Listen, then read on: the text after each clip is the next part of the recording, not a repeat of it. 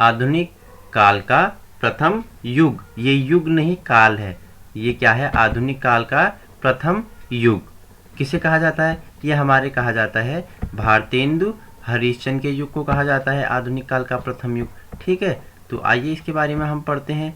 इससे पहले हमने आपको बताया छायावाद के जो प्रमुख स्तंभ थे उनके बारे में बताया। हमारे झारखंडी कलाधर हो गए, जयशंकर प्रसाद हो गए, हमारे सुमित्रा नंदन पंजी हो गए, हमारी प्रकृति के चितेरे कवि हो गई, आधुनिक युग की मीरा हो गई, हमारी महादेवी वर्मा जी हो गई और हमारे निराला जी हो गई। तो आज हम उसी के सीरीज आगे हैं जिसे आधुनिक काल का प्रथम युग कहा जाता है। किसे कहा जाता है, भारतेंदु हरिश्चंद्र के युग को कहा जाता है। तो आइए इनके बारे में व्याख्यात्मक चर्चा करते हैं। भारतेंदु हरिश्चंद्र के बारे में जो आगामी आने वाली परीक्षाओं की दृष्टि से अति महत्वपूर्ण होगा।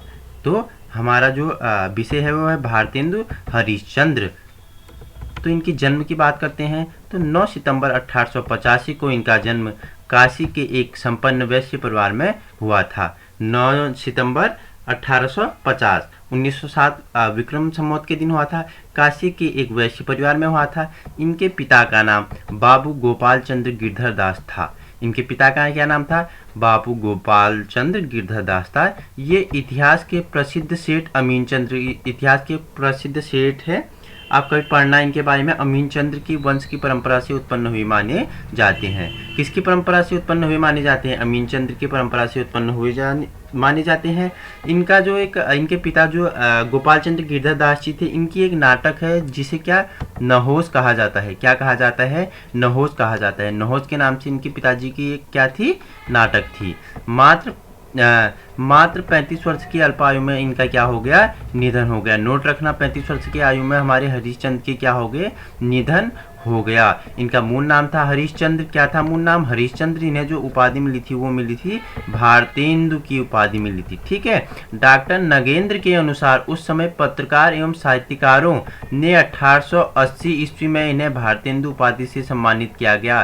डॉक्टर नगेंद्र हो गए और उस समय के जो पत्रकार एवं साहित्यकार थे उन्होंने क्या 1880 में इन्हें भारतेंदु की उपाधि से सम्मानित किया। इनकी मुख्य व्यवसाय आपको पता है कि एक साहित्यकार थे, एक पत्रकारिता इनका मुख्य व्यवसाय था। संपादन कार्य की बात करें इनके द्वारा निम्नलिखित 3 पत्रिकाओं का संपादन किया गया। कौन कौन से थे वो 3 कविताएं, कि कवि वचन सुधा। इनके जो द्वारा जो 3 पत्रिकाओं का संपादन किया वो कौन कौन सी थी, कवि वचन सुधा, सुधा वचन कवि, कवि वचन सुधा, जो 1868 में मासिक पाक्षिक साप्ताहिक से प्रकाशित हुई। आगे बढ़ते हैं। ये आप देख रहे हैं इनकी जो इमेज है, ये है इनकी छवि भारतेंदु हरिश्चंद्र की। इनका जन्म बताया मैंने आपको 9 सितंबर 1885, मृत्यु 6 जनवरी 1885।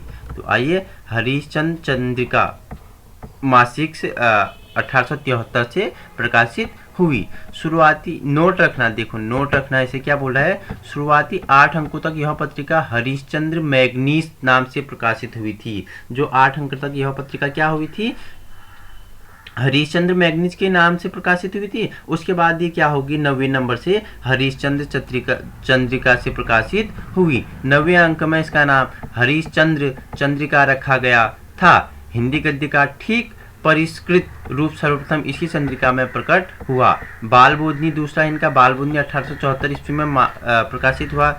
जो ये 3 पत्रिकाएं काशी बनारस से प्रकाशित हुई, जो ये 3 पत्रिकाएं थी ना, बाल बोधनी मासिक, ये कहाँ से हुई, काशी बनारस से प्रकाशित हुई। इनकी प्रमुख रचनाओं की बात करें तो अपने 35 वर्ष के अल्पकालिक जीवन में भारतेंदु हरिश्चंद्र जी द्वारा हिंदी साहित्य का लगभग प्रत्येक विधा पर अपनी लेखनी चलाई गई थी, जिसके लिए साहित्य जगत सदैव इनका ऋणी रहेगा। 35 वर्ष तक इन्होंने बहुत अच्छे कार्य किए, साहित्य के क्षेत्र में बहुत अच्छी अच्छी रचनाएं लिखी, जो मैं अभी आपको बताऊंगा। और हिंदी साहित्य इनका सदैव क्या रहेगा, ऋणी रहेगा। ये था इनकी समस्त रचनाओं की संख्या 175 के लगभग है। देख लो, 35 वर्ष की आयु में इन्होंने लगभग 175 रचनाओं की रचना कर दी।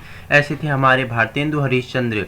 ठीक है, भारतेंदु जी के द्वारा अनुदित एवं मौलिक सब मिलाकर कुल 17 नाटक लिखे गए, जिनमें से 8 अनुदित एवं 9 मौलिक नाटक माने जाते हैं। तो आइए पहले अनुदित नाटक के बारे में जान लेते हैं कि ये क्या है। ये अनुदित जो नाटक हैं ये 8 हैं। कौन कौन से हैं? पहला है विद्या सुंदर, जो 1868 ईस्वी में प्रकाशित हुआ। यह संस्कृत नाट्य चेर पंचशिका, क्या बोल रहा है कि चेर पंचाशिका कि बंगला संस्मरण का हिंदी अनुवाद है। विद्यासागर क्या है? चेर पंचाशिका का बंगला संस्मरण का हिंदी अनुवाद है। दूसरा है हमारा रत्नावली, 1868 ईस्वी में यह संस्कृत नाटक रत्नावली का हिंदी रूपांतरण है। ये संस्कृत नाटक था, रत्नावली का क्या है? हिंदी रूपांतरण है। तीसरा हमारा है पाखंड विखंडन, 1872 ईस्वी में प्रकाशित हुआ। यह संस्कृत के कृष्ण मिश्र द्वारा रचित प्रबोध चंद्रोदय नाटक के तीसरे अंक का अनुवाद है। चौथा हमारा धनंजय विजय, जो परीक्षाओं में पूछा जाता है धनंजय विजय,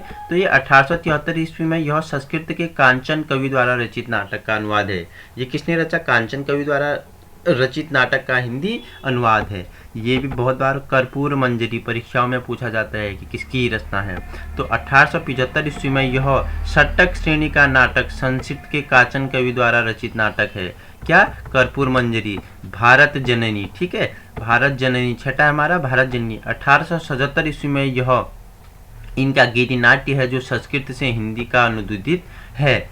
और नेक्स्ट हमारा सातवां है मुद्रा राक्षस, बहुत महत्वपूर्ण है। किसके द्वारा? मुद्रा राक्षस किसके द्वारा रची गई पुस्तक है? तो ये विशाख दत्त द्वारा लिखी गई है। तो 1878 में यह विशाख दत्त के संस्कृत नाटक का हिंदी रूपांतरण है। ठीक है, मुद्रा राक्षस क्या है? विशाख दत्त के संस्कृत नाटक का हिंदी रूपांतरण है। और दुर्लभ बंधु परीक्षाओं में पूछा जाता है। दुर्लभ बंधु हो गया, कर्पूर मंजरी हो गया, मुद्रा राक्षस हो गया। तो दुर्लभ बंधु 1880 में यह अंग्रेजी नाटक शेक्सपियर के मर्चेंट ऑफ वेनिस का हिंदी रूपांतरण है। दुर्लभ बंधु क्या है? अंग्रेजी नाटक शेक्सपियर का मर्चेंट ऑफ वेनिस का हिंदी रूपांतरण है। ये हमारी 9 हमने अनुदित 8 आपको बता दी। अनुदित जो इनकी 8 कविताएं थी वो हमने आपको बताई। क्या क्या बताई? कि विद्या सुंदर हो गया, रत्नावली हो गया, पाखंड विखंड, धनंजय विजय, कर्पूर मंजरी, भारत जननी, मुद्रा राक्षस, दुर्लभ बंधु, इनकी क्या थी? अनुदित कविताएं थी। अब बात करेंगे मौलिक नाटक के। तो इनकी जो मौलिक रचनाएं थी वो 9 थी। अनुदित तो 8 थी, मौलिक क्या थी? 9 थी। जो पहला क्या है? वैदिक हिंसा न भवति। क्या बोल रहा है? वैदिक हिंसा न भवति, 1873 ईस्वी में हुआ। प्रहसन, इसमें पशु बलि प्रथा का विरोध किया गया। जो इनका जो मौलिक नाटक था वैदिक हिंसा न भवति, इसमें पशु बलि प्रथा का विरोध किया गया। जो हमारा दूसरा है वो हमारा है सत्य हरिश्चंद्र। ये 1875 में क्या हुआ? प्रकाशित हुआ। इसमें असत्य पर सत्य की विजय का वर्णन किया गया है। जो दूसरा था इनका मौलिक नाट्य सत्य हरिश्चंद्र, 1875 ईस्वी में प्रकाशित हुआ। इसमें असत्य पर सत्य की विजय का वर्णन किया गया है। और तीसरा है हमारा क्या है? श्री चंद्रावली नाटिका, 1876 ईस्वी में प्रकाशित हुआ। इसमें प्रेम भक्ति का आदर्श प्रस्तुत किया गया है। क्या किया गया है? किसमें किया गया है? श्री चंद्रावली नाटिका 1876 ईस्वी में प्रकाशित हुआ, जिसमें प्रेम भक्ति का आदर्श प्रस्तुत किया गया है। अब चौथा है विषय विषमोदम। क्या है? विषयक विषमोदनम, तो 1876 ईस्वी में प्रकाशित हुआ। ठीक है, भाण यह देवी राजाओं की कुचक्र परिस्थिति दिखाने के लिए रचा गया था। यही भ्राण यह एक देशी राजाओं की जो कुचक्रपूर्ण क्या थी परिस्थिति थी उसी दिखाने के लिए यह रचा गया। क्या रचा गया? विषयक विषमबोधक। नेक्स्ट है हमारा भारत दुर्दशा, 1880 ईस्वी में हो गया। नाट्य रासक, इसमें अंग्रेजी राज्य के भारत की दशा का चित्रण किया गया। यह नाटक प्रबोध चंद्रोदय का प्रतीकात्मक क्या है? शैली से प्रभावित है। कौन सी है? भारत दुर्दशा। नेक्स्ट हमारा छठा है नील देवी, 1881 में प्रकाशित हुआ। गीति रूपक, यह पंजाब के एक हिंदू राजा पर मुसलमानों की चढ़ाई का ऐतिहासिक वृत्तकर लिखा गया है। इसमें भारतीय नारी के आदर्शों का महत्ता का प्रतिपादन किया गया है। किसमें किया गया है? यह नील देवी जो है ये पंजाब के एक हिंदू राजा की मुसलमानों पर ऐतिहासिक चढ़ाई का इसमें वर्णन है और जो नारी आदर्शों की महत्ता का प्रतिपादन इसमें किया गया है। नेक्स्ट है अंधेर नगरी। ठीक है, सुना होगा आपने, बचपन में पढ़ा होगा अंधेर नगरी, चौपट राजा वाला ना। तो ये है अंधेर नगरी, 1881 ईस्वी में। प्रसहन छाह दृश्य, इसमें भ्रष्ट शासन तंत्र पर व्यंग किए गए हैं। आपने देखा होगा, बहुत अच्छी स्टोरी है अंधेर नगरी चौपट राजा।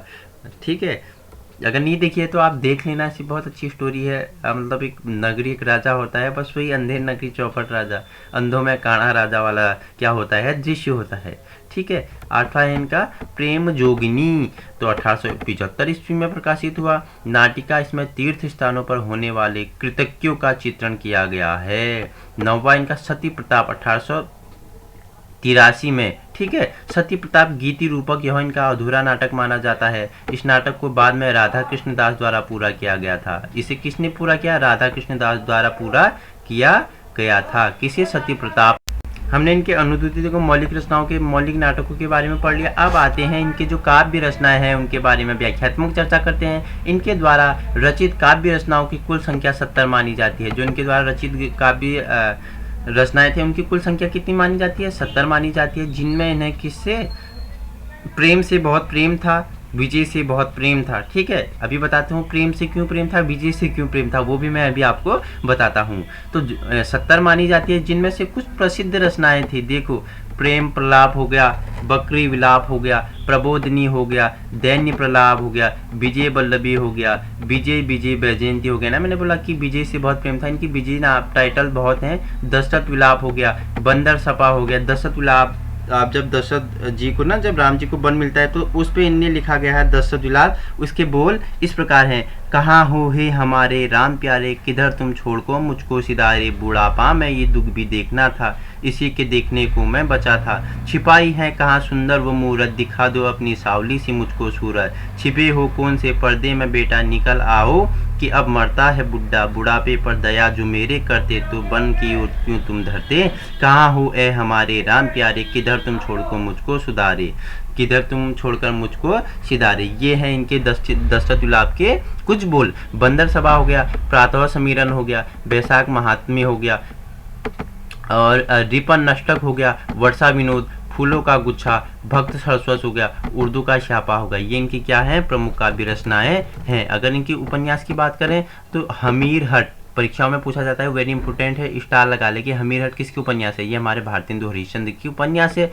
सुलोचना हो गया, रामलीला हो गया, और हमारी सीलवती हो गया, सावित्री चरित्र हो गया। ये क्या है? इनके उपन्यास है। हमीर हट, सुलोचना, रामलीला, सीलवती और सावित्री चरित्र। इनकी निबंध की बात करें तो क्या बोल रहे हैं निबंध में? क्या क्या है इनके? कुछ आप बीती, कुछ जग बीती, सबे जाति गोपाल की, मित्रता, सूर्यदेव, जयदेव, बंग भाषा की कविता। ठीक है। ये इनकी क्या है? निबंध है। अगर इनके हम ग्रंथ की बात करें तो कश्मीर कुसुम एक ग्रंथ था, और दूसरा था बादशाह, इनकी क्या थी? ग्रंथ थी। विशेष तथ्यों की बात कर लेते हैं, वेरी इंपॉर्टेंट तथ्य है तो उनके बारे में बात कर लेते हैं। विशेष तथ्य नोट रखना, परीक्षाओं में बार बार पूछे जा सकते हैं। तो ये हिंदी गद्य साहित्य के जन्मदाता माने जाते हैं। देख लो आ गया ना।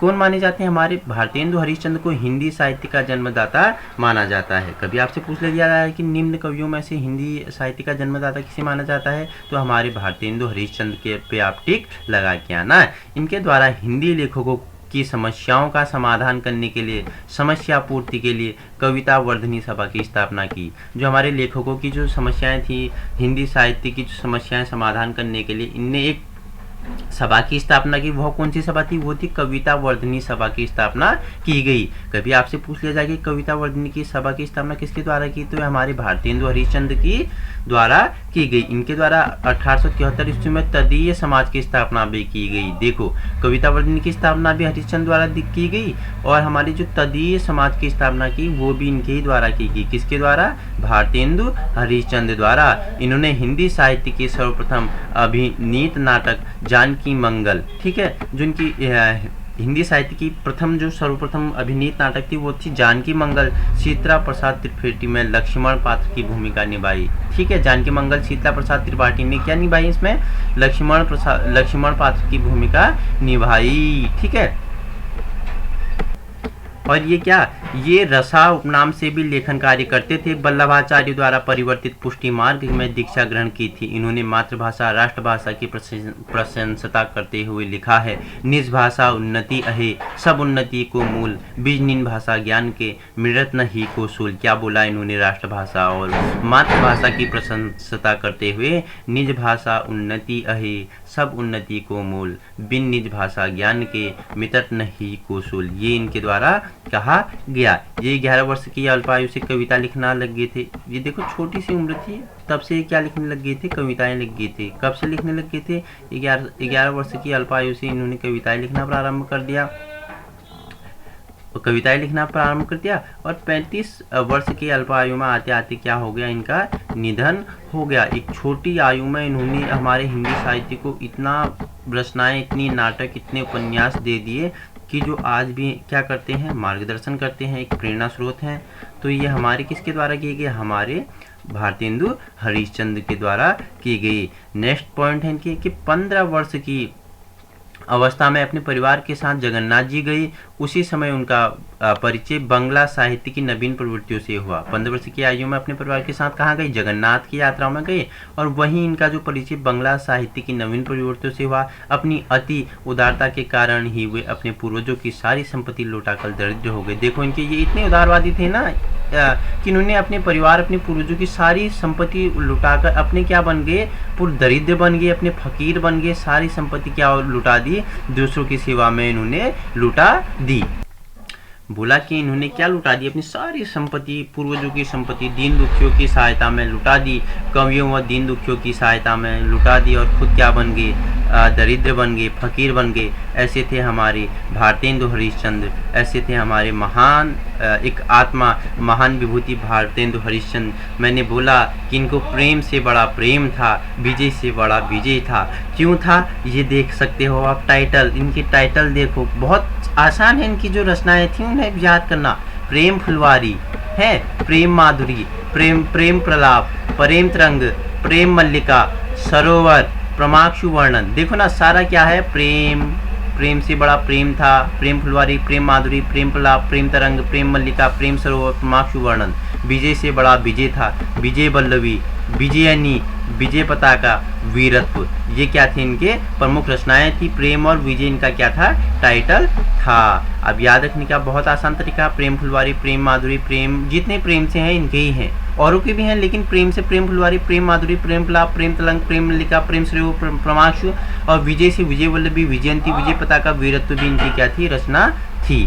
तो अगर आपको इस जो मैंने वीडियो दिखाई, इसकी अगर PDF चाहिए, आप हमारे टेलीग्राम से जुड़ सकते हो, लिंक डिस्क्रिप्शन बॉक्स में दिया गया है। नेक्स्ट वीडियो हमारी इससे भी अच्छी आएगी, जो आपके आगामी आने वाली परीक्षाओं की दृष्टि से अति महत्वपूर्ण होगी।